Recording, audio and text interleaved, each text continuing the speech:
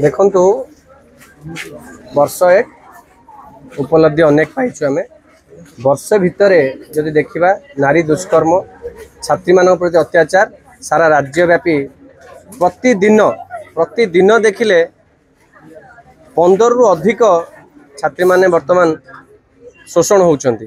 आपण देखंतु बलंगा घटना देखंतु एफएम कॉलेज घटना देखंतु वर्तमान छात्री मान वर्तमान कैंपस सुरक्षित नाहंती। जदि समुद्र कूल को बुलिया को जाउचंती सेठी भी सुरक्षित नाहंती। जदि मॉल को बुलिया को जाउचंती ड्रेस टेकिना जाउचंती सेठी भी सुरक्षित नाहंती। नारी वर्तमान कोठी भी सुरक्षित नाहंती। तेणुक नारी सुरक्षा रे ए सरकार विफल होइचंती।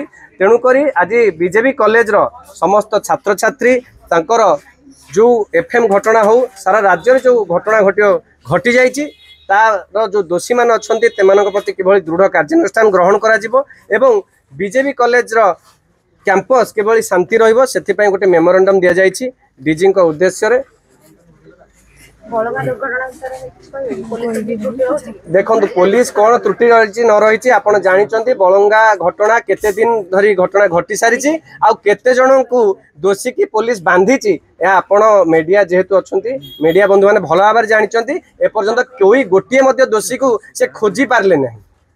एटी पुलिस नुहे प्रशासन भांगी पड़ी एटी सरकार एवं प्रशासन भितर सठिक भाव पड़ पार ना तेणुक सरकार एटी विफल होती।